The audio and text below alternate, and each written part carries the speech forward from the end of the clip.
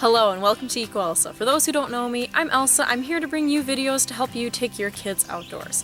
On today's video, we'll be going over how to do a quiz or a review when outdoors with your students. Coming right up.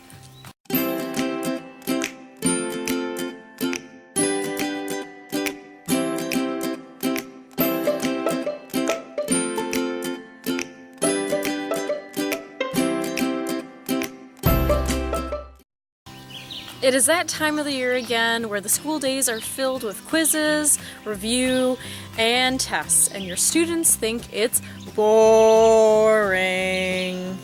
Unfortunately, kids, we kind of need to do the review so that you can get ready for the test, and you kind of need to do the test so that your educators can give you a grade for their class. It kind of comes with school. However, as educators, what we can do is we can make our quizzes and our reviews more fun and engaging for our students so that they can learn better. And one of the ways we can do this is by taking them outside. Didn't see that one coming.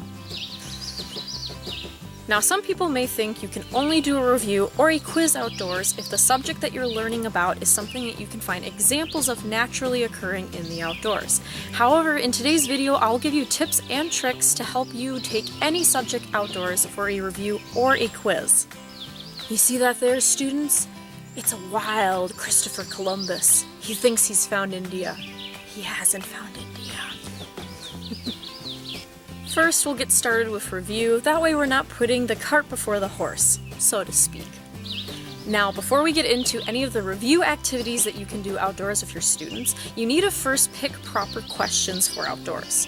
Now, this isn't going to be like in the classroom where you could have students write an entire essay. You want them pretty quick and to the point. So your questions should be at the most a sentence long, and the answers should be at the most a sentence long. You want it to be very concise review, that way the students have a better chance of remembering. The kinds of questions and answers you want to pick are the things that you would use for a Jeopardy type board in your indoor classroom. Now, unfortunately, we can't quite play Jeopardy outdoors unless you're lucky enough to have an outlet, Wi-Fi, and a screen outdoors, or are willing to spend a lot of time making a nice big Jeopardy board to haul around with you outdoors with your students. Now, I'm guessing neither of those are the case, but I'm pretty sure you're creative enough to do it yourself. What we're going to be covering today is 4 simple activities that are easy enough to bring with you. You can put them in a backpack, or they're all up here.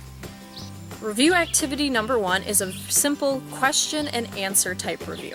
You come up with a list of questions, and then you divide the students up into teams, partners, whatever it may be, and you ask a question and you have to have them answer. Now, you can make it really competitive and make the students have to be the first one to put their hand up in the air and answer the question correctly, or you can use one of my favorite outdoor teaching tools, the whiteboard. The little nice backpack-sized whiteboard. Now, you can have a couple for teams outdoors, you can have one for pairs of students, you can have one for every student, whatever your resources available. This is a great tool to have with you outdoors, and it's why it's on my list of the 10 things to take with you when going on a day hike with kids. If you want more information about that, link in the description, of course. Now, getting back on topic, you can make it more competitive by having the students have to raise their hand and write it down on their whiteboard, or you can be kind of a nice teacher and allow all the students and teams the chance to answer by having them write it down on the whiteboard, lift it up in the air, and then if you have the right answer, your team gets a point. Not necessarily if you're the first one, but you do you. Sometimes I like making the kids be a little bit more competitive. Review activity number 2 is 20 questions. What you can do is if you have material that is more in categories, say your students are learning about how to group animals into class and order, what you can do is you can play 20 questions with your students as a big group, as teams, as partners, whatever works best for you and your students to help them review the material and learn it better. So if it is animals, the students will be able to learn, oh, a fish is a fish because it has scales, lays eggs, lives in water, has gills and fins. They'll slowly learn how to get all that group together so that they can try and win 20 questions and as few questions as possible, which do that with your students, make it real competitive, and it becomes a real fun game. Review activity number 3 is one of my personal favorites, charades. So what you do is you write on slips all the things that you need to review and try and pick the ones you think for the most part your students can act out. And then as you're doing the hike, you have students take turns pulling a slip out of the hat, and the student who guesses the answer correctly first gets a point. Or you can do it as teams, again, whatever works best for you. Playing charades as a review activity can be very memorable, as you might be trying to do the word sedimentation, and you'll have a student over and over again throwing themselves on the ground to symbolize the sediment layers building up. Trust me, you want to try this one. It's good fun, and it definitely makes the material you're trying to review memorable and helps the students learn it in a different style that might connect better with their brain and their memory. And review activity number 4 is Pictionary. So instead of making your students act it out, you can write down on the slips again what it is you're learning about, and then have the students use their handy-dandy whiteboards to draw the answers, and with the first team or the first student to guess it correctly wins. Now, you don't have to pick just one of the review activities. You can combine them all into the master, giant, ultimate review game activity to help all your different learning style students learn the material that's the best way for them. Now let's get into our second part, doing quizzes outdoors. Now the focus of these quizzes are quizzes that you'd actually grade outdoors. Otherwise, you might as well just be doing review with your students. When doing quizzes outdoors, they kind of get lumped into 2 groups. A quiz that you're very focused on grading and you don't want the students to be able to cheat at all, and quizzes that are a little bit more laid back, that you're okay if the students are talking and collaborating, and they might get graded on it, but it'll be treated more as like a worksheet. Now, for doing a quiz outdoors that you're focused on grading and no cheating, what you'll need for materials are a clipboard, the quiz on a worksheet, and a writing utensil. And then when you take the students outdoors, you spread them out in a pattern so that you can see all of them, but they can't see each other's tests. So 2 different ways of doing this is you can get them into lines and have them back to back so that they can't look at each other, or you can get them into a circle and then have all their backs facing the middle of the circle and them facing out. For quizzes where you're not so focused on grading and there being no cheating, what you can do is a quiz hike.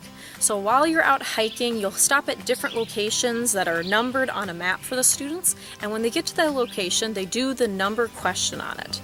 Now, if you do want it to make it a little bit harder for students to be able to cheat, what you do is you jumble up the questions between the numbers, and you make it so that they can't stand next to each other when they're answering each question. This way, if a student happens to glance at another student's page and they see elephants, and that's not the answer to their question, and they write down elephants, you kind of know what they were doing. Now, what's great about doing a hiking quiz is you can have the students talking in between questions and collaborating and reviewing material if that's what you want to do. Or you can have it be a silent hike, and so that the students are focused on the quiz and just walking and enjoying the nature around them. Speaking from experience, it can be really hard to get students to do a quiet hike. In all my time as a naturalist, the only time I've really been successful getting students to do a quiet hike for any period of time has been during night hikes. And it doesn't last long, trust me.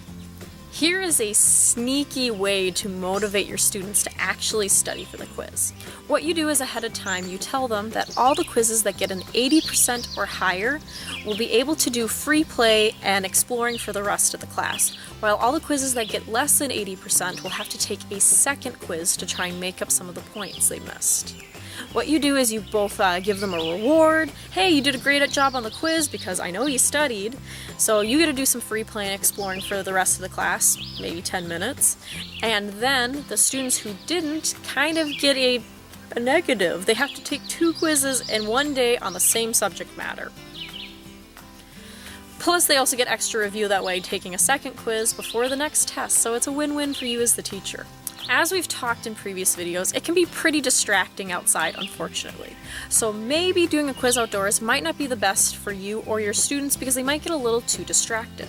However, there have been a lot of studies done that show that being outdoors helps increase focus. So even if you can't go outdoors to do the actual quiz, maybe if it's possible and you can, take the students outdoors for 10 to 15 minutes before their quiz to help them get some of the energy out of their system and to help improve their focus before they come back indoors and they take their quiz or their test.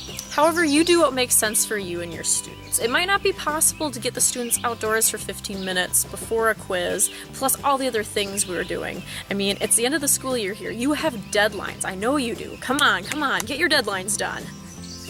But soon it will be summer break for all you wonderful teachers out there. And this summer I have some awesome videos coming at you, all focused on content outdoors, so that way you'll be prepared for your students when they come back next school year and you can get outdoors. Evil gnats. First video, how to kill gnats. Every one of them. Just kidding, maybe. Unfortunately, that is all we have time for today. If you liked this video, please consider subscribing, click the little subscribe button, and make sure to ring that little bell. That way you can be notified the second my videos go up on YouTube. But I post new videos on Wednesdays.